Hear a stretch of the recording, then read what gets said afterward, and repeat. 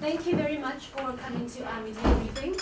We believe our research is very relevant and strategically so, especially for our country. Today we'll be looking at disability and inclusion in South African society. We have two studies that we conducted in this area. We've got poverty and disability in South Africa, which will be presented by our researcher, Dr. Lauren Graham, and we have mental health and homelessness in Hillbrow, which will be presented by Professor Eleanor Ross. So we're going to start with Professor Eleanor Ross, and she will be explaining the rationale behind the study and also presenting the main findings of the study. Prof. Ross. Good morning, everybody.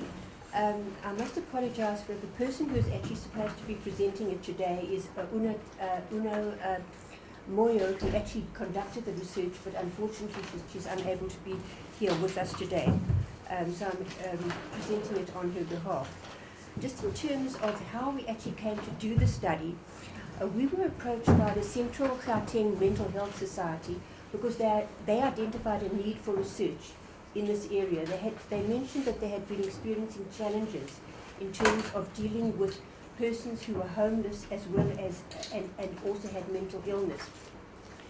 And they therefore approached the Centre for Social Development in Africa at the University of Johannesburg. When Uno heard about this particular topic, it resonated very, very strongly with her because she has had the personal experience of living with a person with mental illness who almost landed up on the street himself. And Uno responded to the challenge by conducting the study for a master's degree in social work.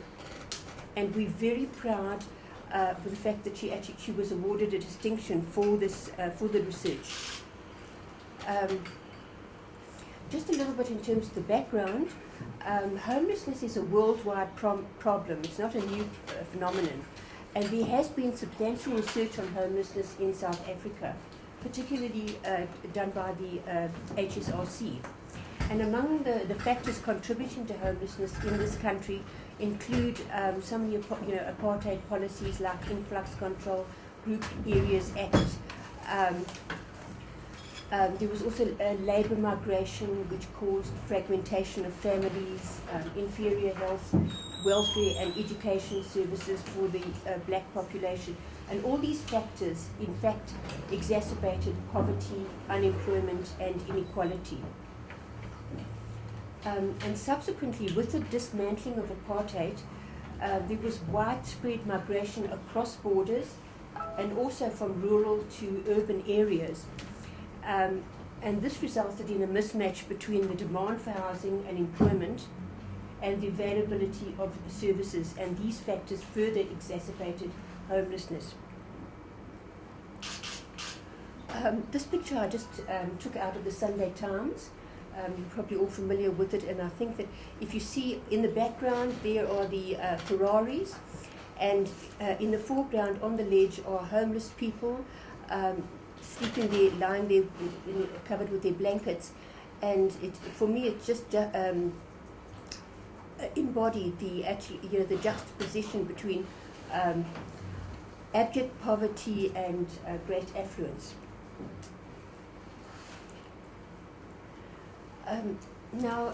Very little, although there has been substantial research on homelessness in South Africa, there's been very little research about homelessness and mental illness. Seeger and Tamasani from the HSRC estimate that 58% of adults in the general South African population experience symptoms of depression, while 6% of adults with chronic psychiatric illnesses are homeless. But this is likely to be an undercount because a lot of people with mental illness are undiagnosed or do not have access to mental health facilities. Now, what we do know is that mental illness can increase the risk of homelessness. And at the same time, the harsh conditions on the street are likely to produce and aggravate symptoms of mental illness. So it actually works both ways. The nature of mental illness also makes it difficult for homeless persons to negotiate street life and meet needs for food, safety, shelter, and treatment. Now we know that since the demise of apartheid, there has been the introduction of progressive social policies and legislation, including the South African Constitution and the Mental Health Care Act number 17 of 2002. But despite these policies and this legislation, the rights of many homeless persons with mental illness are violated, as service provision in the field of mental illness often lags behind policy and legislation. By the way, with these pictures of homeless persons, we did get signed consent from them to actually use them in the presentation. Briefly, in terms of the method that we employed to conduct the study used a qualitative ethnographic approach to explore the social situation of homeless persons with mental illness in Hillbrow. UNO conducted interviews as well as observations with 3 groups. The first group was 6 homeless persons. The second group was 6 homeless persons with mental illness. And the third group were the 6 service providers. These were people from, for example, from MES, from Gauteng Mental Health Society, from the local health clinics in the area in Hillbrow. On the advice of a psychiatrist at the clinic, she used the mental status examination and the mini mental status examination to help her identify homeless persons with mental illness. And the study was approved by the Ethics Committee of the University of Johannesburg, and data were analysed using thematic content analysis.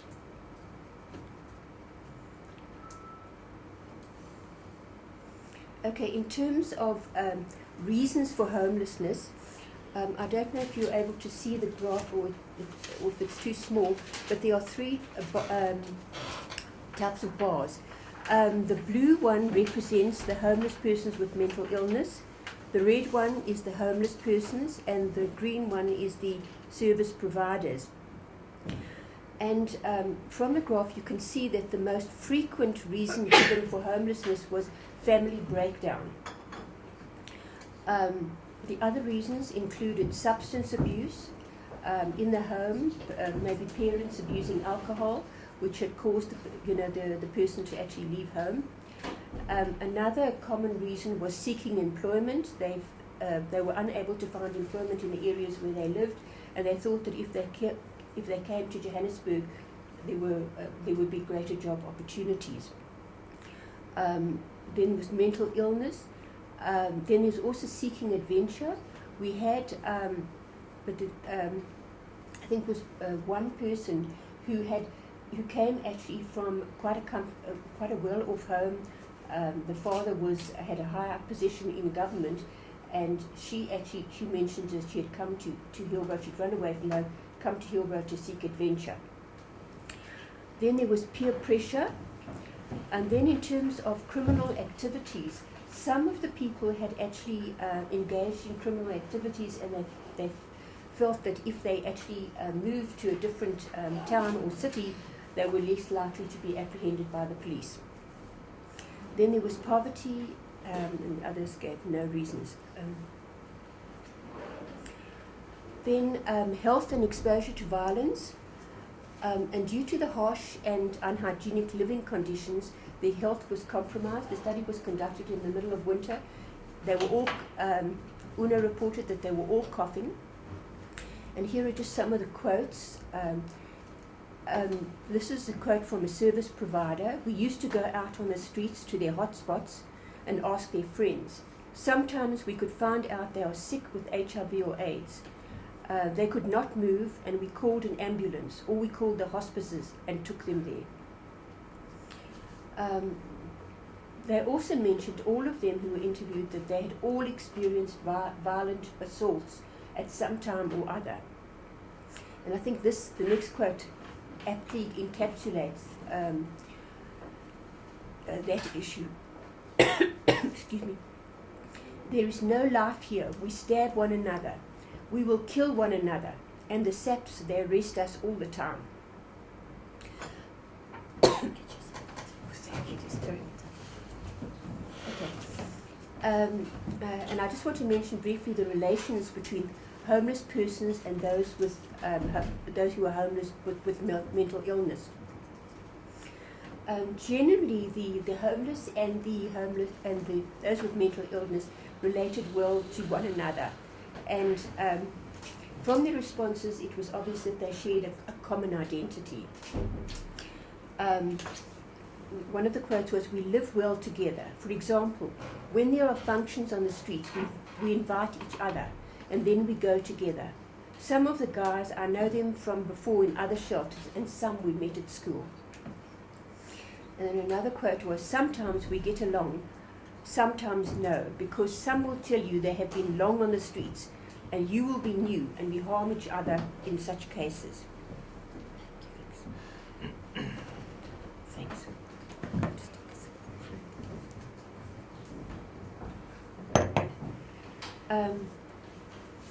However, the homeless persons with mental illness appear to be more vulnerable than those who were just homeless. And they seem to be more dependent on the other homeless persons for their survival. And here are some quotes from one respondent. "We live very well because we are now used to him. He makes us laugh. Sometimes he is in the right senses." And another quote, "When they inhale glue, they become worse. We communicate well with them, even though I cannot help them, because we all need help. I can't focus on somebody else to help me." And basically what the person was saying was that his survival needs come first, and they take precedence over the needs of the homeless persons with mental illness. So they have to actually, even though they would help out the homeless persons with the mental illness, their own needs took priority and took precedence. In terms of survival strategies, despite adverse living conditions, they revealed a sense of agency and resilience by developing different survival strategies. For example, washing, parking, and guarding cars. That was an economic strategy that they used. Then they also reported using alcohol and drugs to de-stress. They also derived support from relationships with partners. Another survival strategy was compliance with treatment and medication, and also reliance on spiritual beliefs.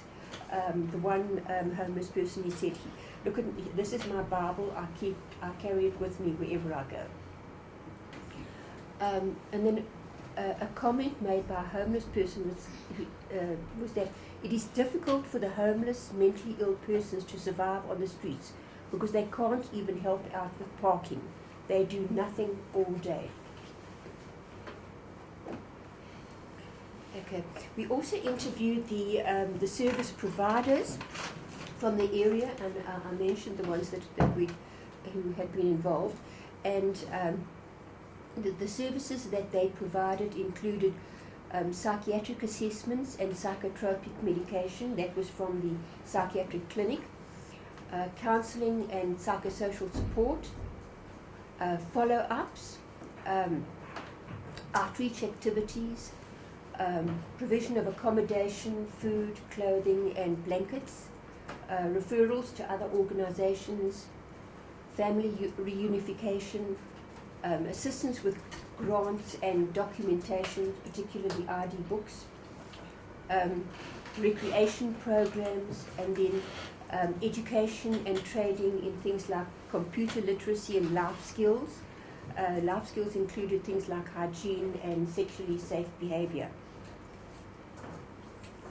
Okay, we also asked the homeless persons and those with mental illness about their views on service delivery and what they thought of the attitudes of the service providers. Some were positive and they're very appreciative of the efforts of the service providers, while others were more negative and they complained about the hostility of some of the professionals and particularly having to wait longer periods than other patients at clinics. A positive comment included, they take care of me well. For example, when I was stabbed, they brought me back to life. And a more negative comment was, if they see you are from the streets, they do not help you immediately until they are done with the other patients.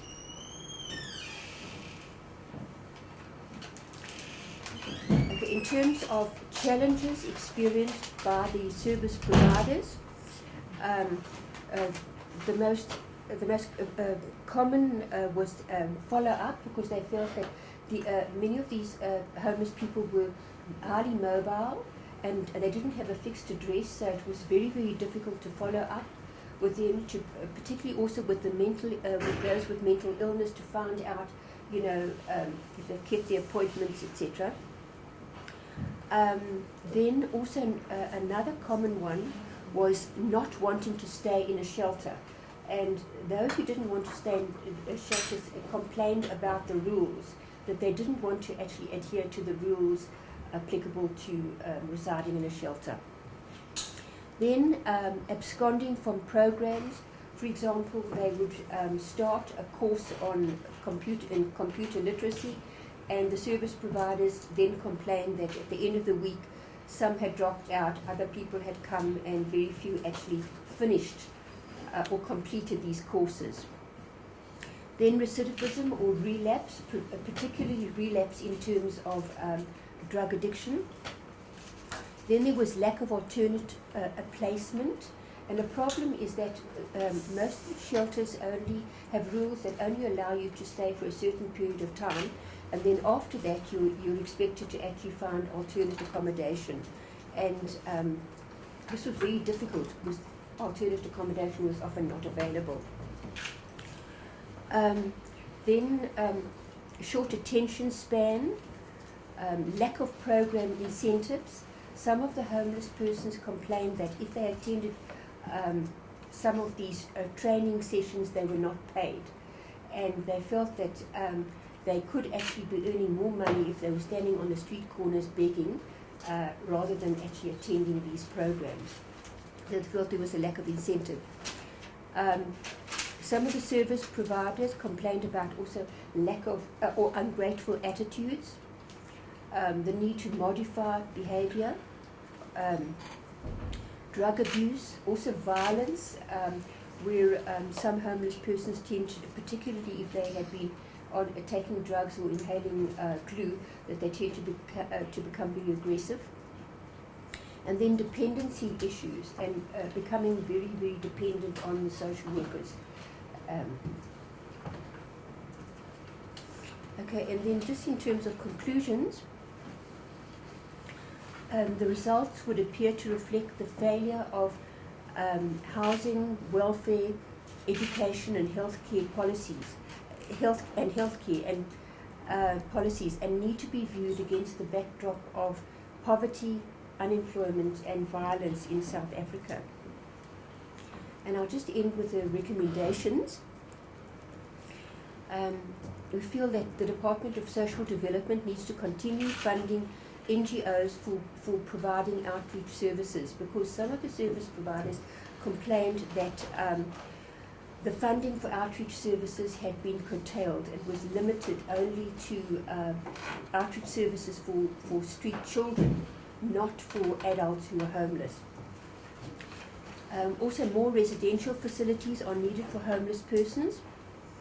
The SAPS, Home Affairs, Social Development, Community Health Services and civil society all need to work together to address problems of homelessness, and it's very important that we look at it from prevention, early intervention, right through to dealing with the manifestations of homelessness. It's also very, very important to try and, but not so easy, to deal with causal factors such as family breakdown, poor parenting, poverty, unemployment, and other factors affecting family functioning and school attendance. It's very, very important also that issues of alcoholism and drug abuse, as well as the dangers of street life, are included in school curricula, so young learners become aware of these dangers.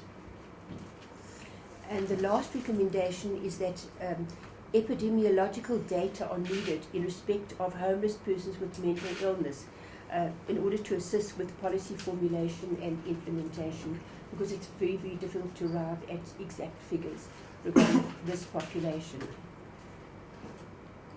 Thank you.